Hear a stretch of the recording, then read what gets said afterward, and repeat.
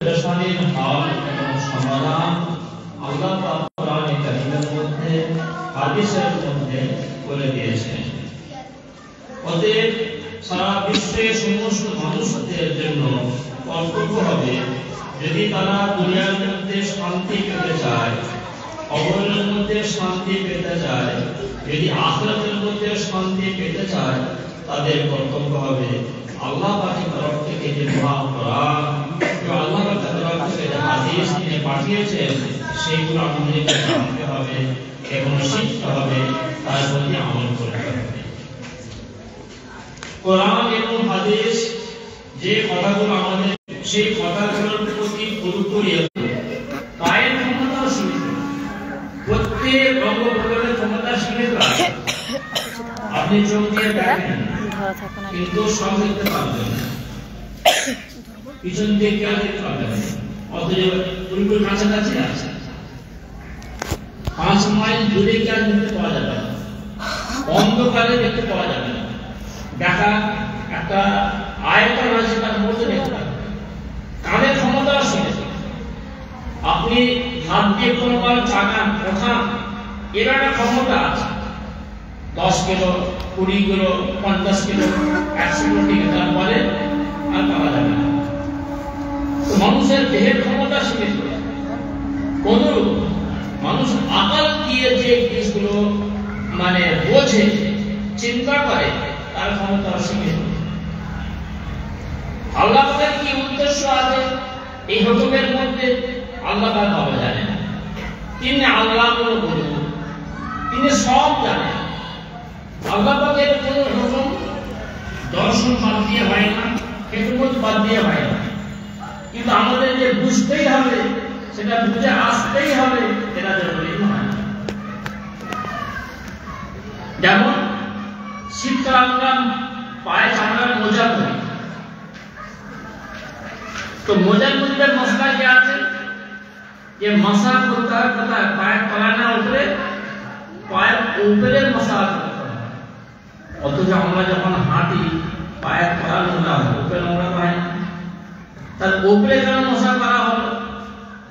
এর দ্বারা বোঝা গেল যে দিনের প্রত্যেকটা রকমের উদ্দেশ্য আমাদের বোঝার কোনো জরুরি নয়, বুঝে না এলেও মানতে হবে।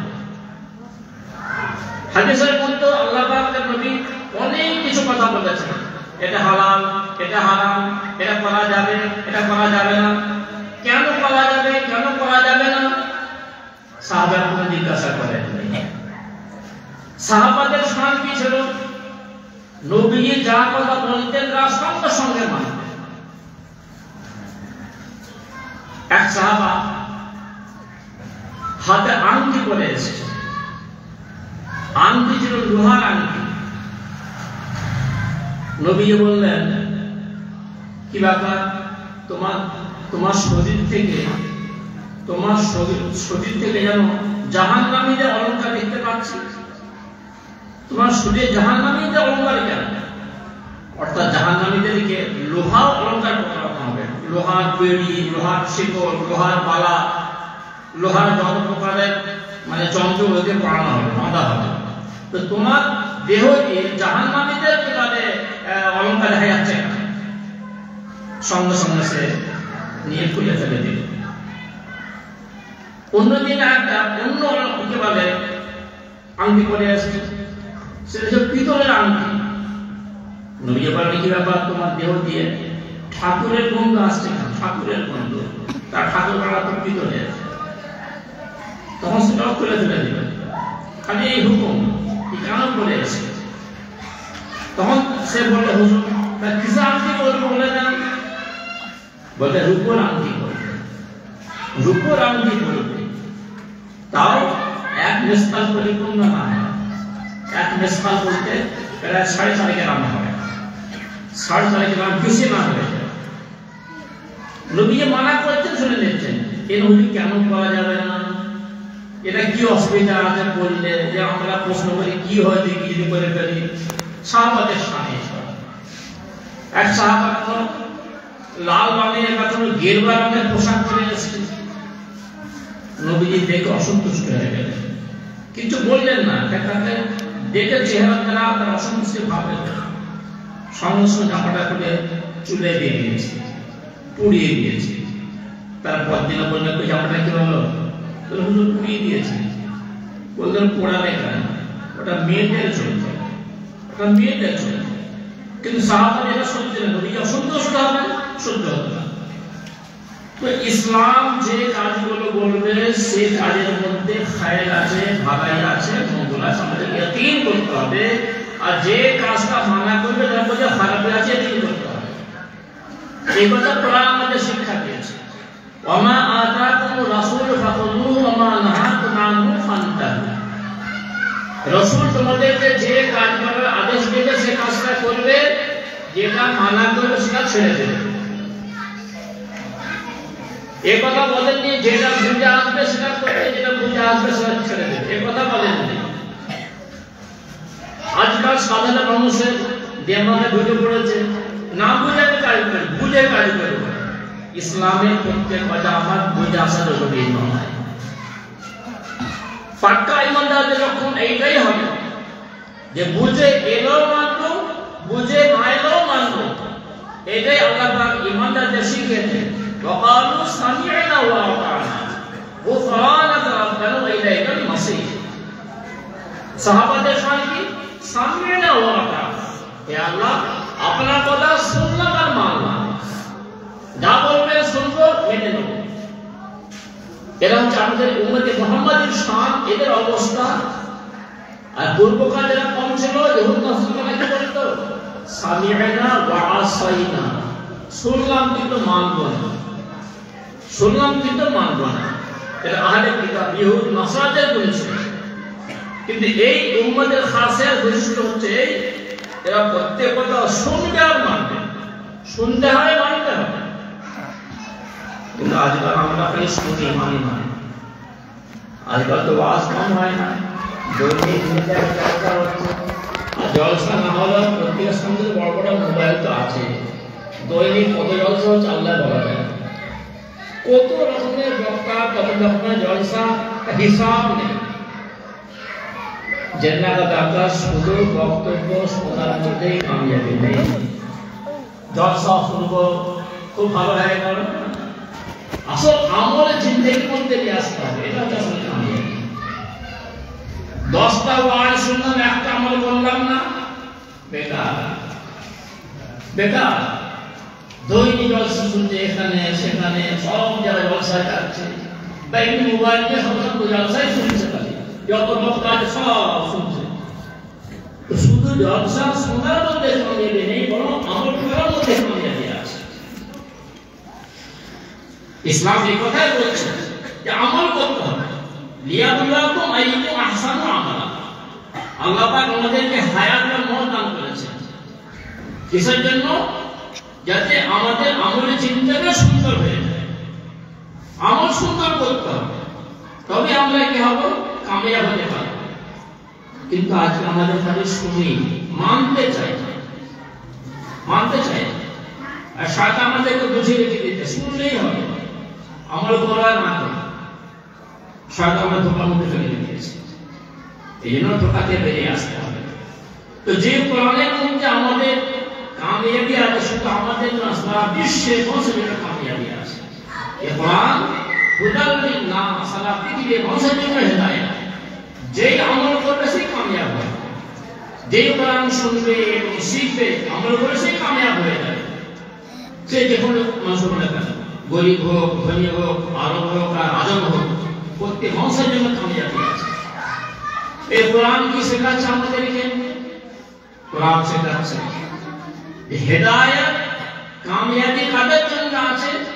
একমাত্র ঈমানদারদের জন্য আছে। আমি যে আয়াতগুলো পড়েছি সূরা মুমিন থেকে প্রায় 8-10টা আমি আয়াত পাঠ করেছি। আল্লাহ পাক সেই আয়াতের মধ্যে বলেছেন, قد أفلح المؤمنون الذين هم في صلاتهم خاشعون। ঈমানদাররাই কামিয়াব। কামিয়াব বলতে কি বোঝায়? ফালাহ, قد أفلح। ফালাহ মানে হচ্ছে নিজের সমস্ত উদ্দেশ্য পূরণ হওয়া, নিজের যা কিছু প্রয়োজন আছে সমস্ত প্রয়োজন পূর্ণ হওয়া, কোনো পেরেশানির সম্মুখীন না হওয়া, কোনো অসুবিধা না হওয়া, নিজে যা কিছু প্রয়োজন সম্পূর্ণ পূর্ণ হওয়া। তো নিজে যত জরুরত সব পূর্ণ হবে, কোনো প্রকারের অসুবিধা হবে না। এটা কাদের জন্য হবে বা তার কি শর্ত আছে? আল্লাহ কোরআনে কারীমের মধ্যে ঘোষণা করেছেন, কাদ আফলাহাল মুমিনুন, ঈমানদাররাই পরিপূর্ণ কামিয়াব। যারা ঈমানদার হবে, আল্লাহ পাকের প্রতি বিশ্বাসী হবে, তারাই পরিপূর্ণ কামিয়াব। ঈমানদার কাদেরকে বলা হয়? আজকাল 100 ভাগের মধ্যে প্রায় 95 ভাগ মানুষ এই ভুল ধারণার মধ্যে আছে আমরা সবাই মুসলমান। কেন? আমার আধার কার্ডে মুসলমান নাম আছে, আই কার্ডে মুসলমান, পাসপোর্টে মুসলমান, ভোটার লিস্টে মুসলমান, সব জায়গায় মুসলমান। আর ঈদের নামাজ পড়ি, জানাজার নামাজ পড়ি, গরুর গোশত খাই, অতএব আমি মুসলমান, আমার জান্নাত ওয়াজিব, জান্নাত ওয়াজিব। কিন্তু আমি যেগুলো বললাম এগুলো কিন্তু একটা মুসলমান হওয়ার পরিচয় নয়। আধার কার্ড, ভোটার কার্ড তো সব হয়ে যাবে, খবর থেকেও নিয়ে যাবে না। গোশত অনেকেই খায়, মুসলমানরাও খায়, গরুরা অমুসলিমরাও খায়, সবাই খায়। এটা কিন্তু মুসলমানদের পরিচয় নয়। মুসলমানদের পরিচয়টা কি? قد أفلح المؤمنون الذين هم في صلاتهم خاشعون, যারা নামাজের মধ্যে নত স্বীকার করে, নামাজের মধ্যে একাগ্রতা অর্জন করে, ধ্যান দিয়ে মনোযোগ দিয়ে যারা নামাজ পড়বে, এরাই হচ্ছে ঈমানদার। শুধু নামাজের কথা আসছে না, শুধু নামাজের মধ্যে ধ্যানটাও পয়দা করতে হবে। আবার সপ্তাহে একদিন নামাজ পড়ছে, জুম্মা দিয়ে নামাজ পড়ছে, বাকি দিন ছুটি, তো ঈমানদার হওয়া যাবে না। তার কারণ ঈমানদারদের কাজ হবে 5 ওয়াক্ত নামাজ পড়া। হাদিস পাকের মধ্যে এসেছে, একজন গ্রামের মানুষ জিজ্ঞাসা করলো, ইয়া রাসূলুল্লাহ, আমাকে একটা এমন আমল বলে দেন যে আমলটা করলে আমি জান্নাতে যাব আর জাহান্নাম থেকে বাঁচতে পারবো। নবী বললেন, তা'বুদুল্লাহ ওয়া লা তুশরিকু বিহি শাইআ ওয়া তুকিমুস সালাহ ওয়া তু'তিজ যাকাত ওয়া তাসুমু রমাযান আও কামা ক্বালা নবী সাল্লাল্লাহু আলাইহি ওয়াসাল্লাম। তুমি এই কয়েকটা কাজ করবে, তাহলে তুমি জান্নাতে যেতে পারবে, জাহান্নাম থেকে বাঁচতে পারবে। এক নম্বর, আল্লাহ পাকের ইবাদত করবে, আল্লাহ পাকের সঙ্গে কাউকে অংশীদার বানাবে না। অংশীদার বলতে কি বোঝায়? অর্থাৎ নিজে দুনিয়া এবং আখিরাতের যত প্রয়োজন আছে সমস্ত প্রয়োজন পূর্ণকারী একমাত্র আল্লাহ সুবহানাহু ওয়া তাআলাকেই মানতে হবে, করতে হবে। আল্লাহকে বাদ দিয়ে অন্য কাউকে যদি আল্লাহ পাকের কোনো গুণের মধ্যে একই রকম বানিয়ে দেওয়া হয়, তাকে বলা অংশীদার বানিয়ে দেওয়া। যেমন কোন মানুষের শরীর ভালো হচ্ছে না, বহু চিকিৎসা করেছে, কেউ বললে এক কাজ করো, আজমির শরীফে যাও, আজমির শরীফে গিয়ে মাজারওয়ালাকে বলবে, সে তোমার সুস্থ করে দেবে। সেবা দেওয়া, সুস্থ করা, এটা কার গুণ? আল্লাহ পাকের গুণ। ওয়াইদা মারিজতু ফাহুয়া ইয়াশফি, আল্লাহ পাক বলছেন যে যখন হযরত ইব্রাহিমের কথা, যে আমি বিমার হই, আল্লাহ পাক শেফা দেন, শেফা আল্লাহ পাক দেন। কিন্তু সে কি আকীদা রাখছে যে আজমির শরীফে গিয়ে মাজারওয়ালাকে বললে সে শেফা দিয়ে দেবে? একে বলা অংশীদার বানানো।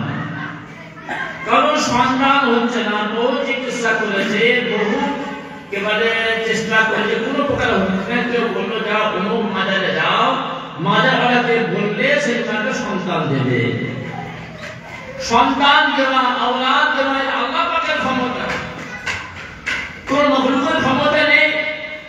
ওদের যদি কোন মাজারওয়ালার কাছে গিয়ে এই প্রার্থনা করে আমাকে সন্তান দেন, এরা আপনারা শিরক হয়ে যাবে। নিজের কোনো প্রয়োজন, চাকরি বাকরি যে কোনো কিছু পরিশ্রমের জন্য কোনো মাজারকে বলে তাহলে এটাও সেক্ষেত্রে কেমন হবে? সেরে করলে কিন্তু জান্নাত পাওয়া যাবে না। আল্লাহ পাক নিজে কোরআনে কারীমের মধ্যে বলছেন, ইন্নাহু মান ইউশরিক বিল্লাহি শাইআন ফাকাদ হারামাল্লাহু আলাইহি জান্নাহ ওয়া মাওয়াহুন নার। যারা আল্লাহ পাকের সঙ্গে কাউকে অংশীদার বানাবে তার জন্য জান্নাতে যাওয়াটা হারাম, তার ঠিকানা জাহান্নাম হবে। আজকে কত আমাদের পাড়ায় সাধারণ মুসলমানরা নামাজ কালাম নেই, চল মুসলিমটা চল, ওখানে গেলে আপনার খুব ধোয়া উৎপাদা হয়ে যাবে, পুরো একটা গোনা মাফ হয়ে যাবে। আজমির সাহেব গেলে আজমিরে যদি আমরা হজ করতে পারি পুরো গোনা সব মাফ হয়ে যাবে। এসব ধোকাবাজি, শয়তানের চালবাজি, এগুলো কোনো আমল নয়।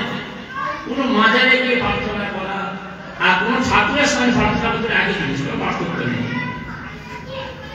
কোন ঠাকুরের সামনে নিজের প্রার্থনা করা, নিজের জন্যবাদ চাওয়া, নিজের প্রশ্ন করার জন্য বলা, সেটা যেমন বেঈমানি শিরকি আমল। কোন মাজারের কাছে গিয়েও যদি আমরা চাই এটা শিরকি আমল, ঈমান থাকবে না। অথচ মুসলমানরা সব করছে, আমরা তো মুসলমান তো পুরস্কার সব চাই, এটা ঈমানদারের পরিচয় নয়।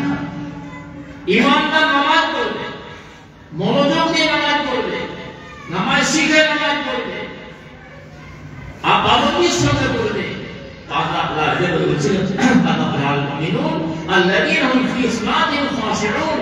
ওই ঈমানদাররাই কামিয়াব হবে যারা নামাজের মধ্যে একাগ্রতা পয়দা করবে, ধ্যান দিয়ে নামাজ পড়বে।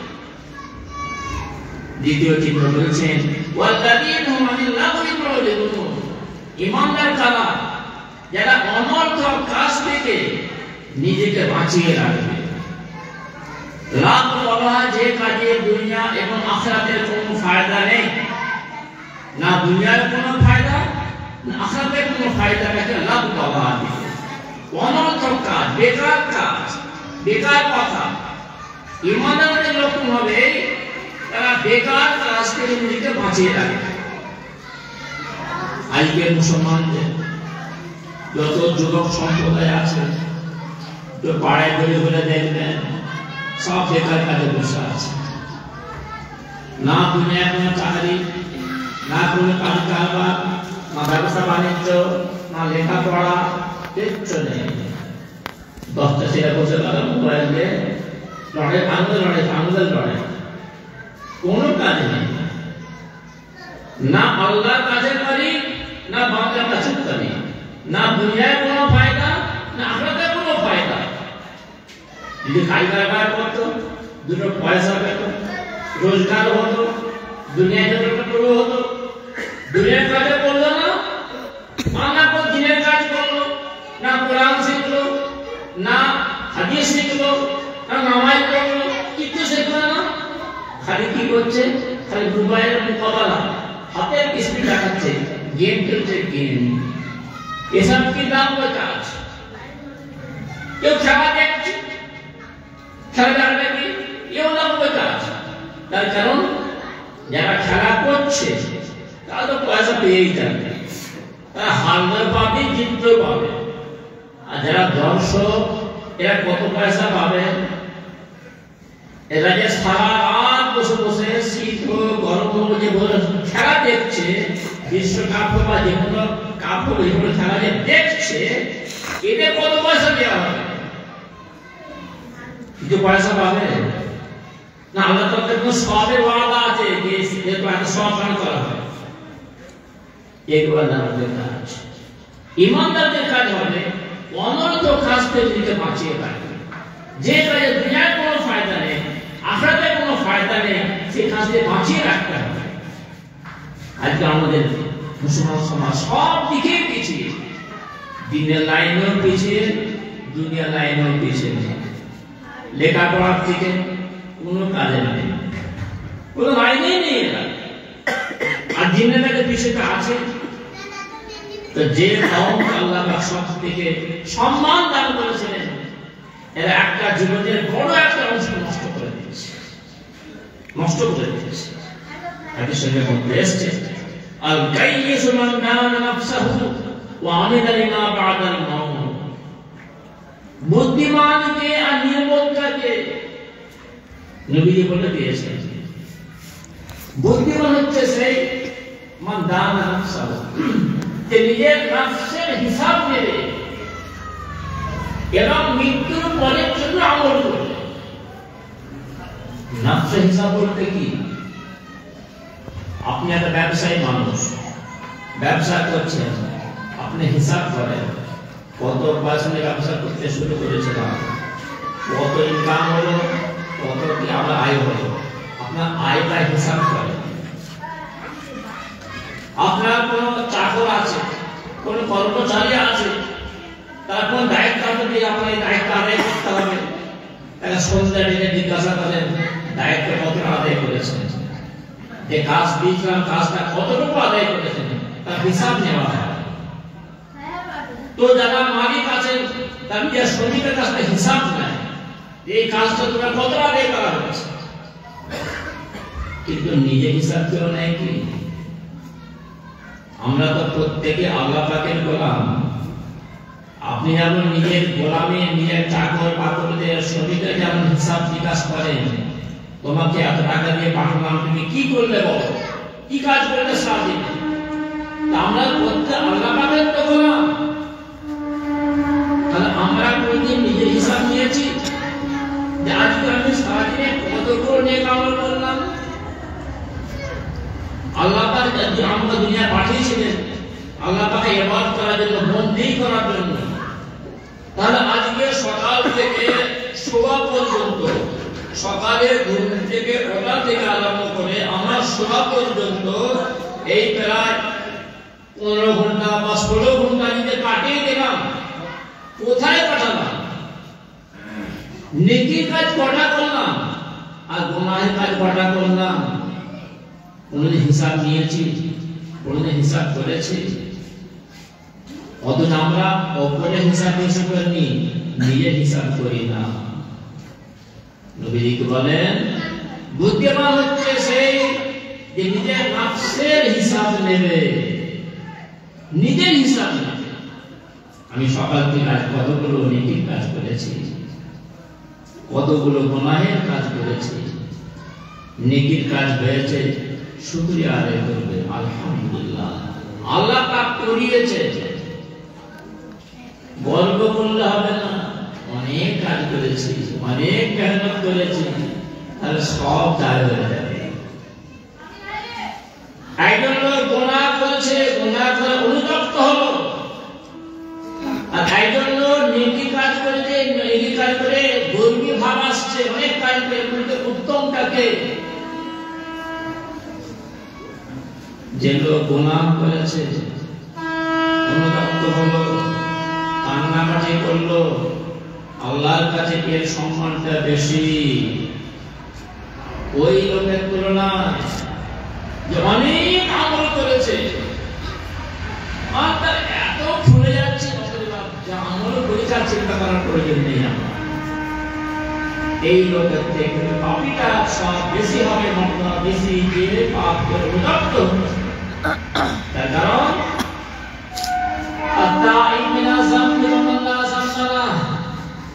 যে গুনাহ করে তওবা করলে সে এমন যেমন কোনো গুনাহই হয়নি, আর যে নেকির কাজ করে বড়াই ভাব আসছে বলে অহংকার, আর অহংকার এত বড় মারাত্মক গুনাহ, মারাত্মক পাপ। হাদিস শরীফের মধ্যে এসেছে যার অন্তরের মধ্যে যারা বরাবর অহংকার থাকবে তার জন্য জান্নাতে যাওয়াটা হারাম। আজকে আমরা সাধারণত নেকির কাজ করার তৌফিকই হয়নি, আর যদি দু একটা হয়ে যায় সবাইকে বলে বেড়াতে হবে। কি বলবে? আমি মুসলিম হজ করেছিলাম, এই হয়েছে সেই হয়েছে, না বলে হবে না। তাহাজ্জুদ পড়েছে, সবাই বলতে হবে যে আজকে তাহাজ্জুদ পড়তে গিয়ে না এই হয়ে গেল, মানে যদি বলে ফেললে তাহলে পড়তে হয়, পড়ি আমি, কিন্তু বলতেই হবে। সবাই ক্লাসে পড়েছিলাম, পড়তে পড়তে ঘুরে এসে গেল, মানে কি আমি পড়ি ক্লাস,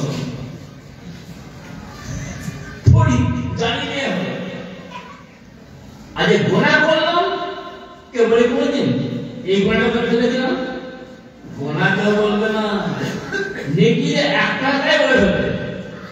আমাদের হাতে খুব কম আছে, শরীর কম আমাদের। তো নবীজি বলেন আল জাইয়ুসু মান দানা নাফসাহু, বুদ্ধিমান হচ্ছে সে যে নিজের নফসের হিসাব নেবে। আজকে সারাদিন কতগুলো গুনাহ করলাম, কত নেকি করলাম, নেকির কাজ করে শুকরিয়া আদায় করবে। আল্লাহর তৌফিকে করেছে এটা বলতে হবে, নিজে করিনি। যে নিজে করেছে বলি অহংকার আসবে। আর যদি ভাবি আমার দ্বারা কিচ্ছু হয় না, আল্লাহ করিয়েছেন তাই হয়েছে, অহংকারটা আসবে। অহংকার করলে বেকার হয়ে যাবে। আল্লাহকে এটা সম্পর্ক করে দেবে, আমি কিছু করতে পারি না, আল্লাহ পাক করেছে, তাহলে অহংকার। আর যদি কোনো গুনাহ হয়ে তওবা করে দেবে, তো যে দৈনিক নিজের জিন্দেগি হিসাব নেবে সে হচ্ছে বুদ্ধিমান। আর দ্বিতীয় সেবাত ও আমাদের নাম বাদাল মত, মৃত্যুর পরের জন্য আমল করতে হবে, খালি দুনিয়ার জন্য না। যে কাজটা আমাদের পরে কাজ হবে সেই কাজটা করতে হবে, তা হলো বুদ্ধিমান। আর নির্বোধ কারা? আল আজিজ মান আতবা নাফসাহু হাওয়াহা ওয়া তামান্না আলা আল্লাহ। মূর্খ তারাই, আহমক অক্ষম তারাই। কারা?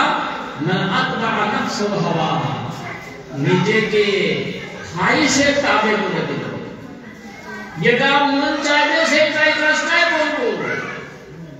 আর বড় বড় আশা করবে আমার জন্য জান্নাত ওয়াজিব হয়ে বসে আছে।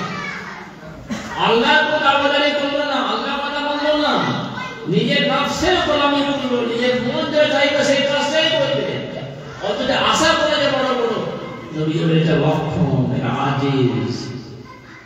তো আল্লাহ পাক বলছে পড়ার মধ্যে ঈমানদার কারা?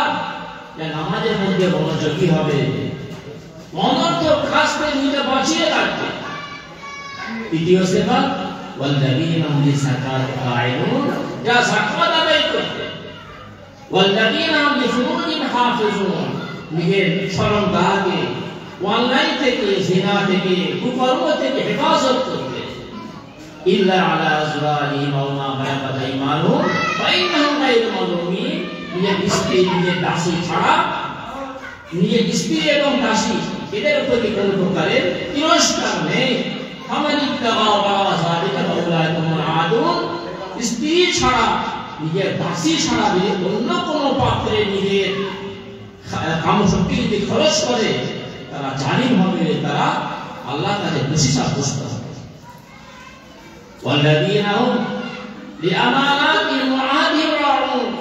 ঈমানদারদের সেবা হচ্ছে কি? আমানতগুলো আদায় করতে হবে, ওয়াদাগুলো পুরো করতে। আপনার কোনো কর্তব্য দেওয়া হয়েছে, কোনো দায়িত্ব দেওয়া হয়েছে, দায়িত্বটা পুরো আদায় করতে হবে। আপনি কারোর সঙ্গে কোনো চুক্তি করেছেন, চুক্তিটা পুরো করতে হবে। ঈমানদারদের সেবা, চুক্তি ভঙ্গ করা এটা মুনাফিকদের খাসলা। ওয়াল্লাযীনা হুম আলা সালাওয়াতিহিম হাফিজুন, সর্বশেষ গুণ হচ্ছে কি? যারা সমস্ত নামাজে প্রতিপালন করবে। যত নামাজ আছে, ফরজ নামাজ, ওয়াজিব নামাজ, সুন্নাত নামাজ, মুস্তাহাব নামাজ, সব নামাজের পাবন্দি করবে। উলাইকা হুমুল ওয়ারিসুন, এরাই হলো প্রকৃত ওয়ারিস। এরাই প্রকৃত মালিক। কিসের মালিক? আল্লাযীনা ইয়ারিসুনা ফিরদাউস হুম ফিহা খালিদুন, যারা জান্নাতুল ফিরদাউস অধিকারী হবে, তারা চিরকাল সেখানে বসবাস করবে। তো জান্নাত পেতে গেলে এই আমলগুলো করতে হবে। আমল কিছুই করবো না, বড় বড় আশা করে বসে থাকবো, কিন্তু মূর্খদের পরিচয়, কিন্তু বোকা বা আহমকের পরিচয়। আল্লাহ পাক আমাদের প্রত্যেককে, আল্লাহ পাকের প্রত্যেকটা হুকুম সঠিকভাবে আদায় করতে নসিব করুন, গুনাহ থেকে হেফাজত করুন, এবং আল্লাহ পাকের যে কাজগুলো সন্তুষ্ট হবে সে কাজটা আমাদের তৌফিক নসিব করুন। বিশেষ করে আমরা যে মাদ্রাসার মধ্যে এসেছি এমবিটিআই, এটা আমাদের এলাকার একটা পুরাতন মাদ্রাসা। আমরা এই দিকে নজর রাখবো, তাকে সেগুলো পুরো করার চেষ্টা করবো, নিজের ছেলে পাঠাবো যাতে মাদ্রাসা তরক্কি হয়, উন্নতি হয়, এবং আমরা সুন্দর পাইবো। আল্লাহ আমাদের প্রত্যেককে দিনের কাজে সাহায্য সহযোগিতা তৌফিক নসিব করুন। ওয়া আখিরু দাওয়ানা আলহামদুলিল্লাহি রাব্বিল আলামিন। মাশাআল্লাহ।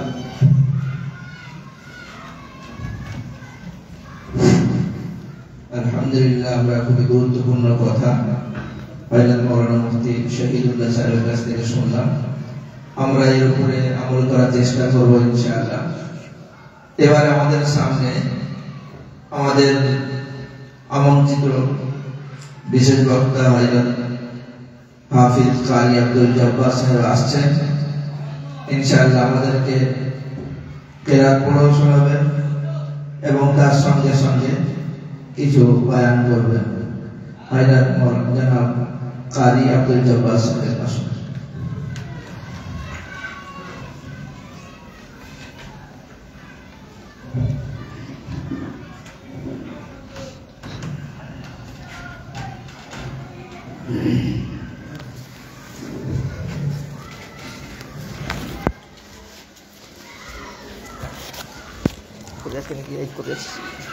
Assalamualaikum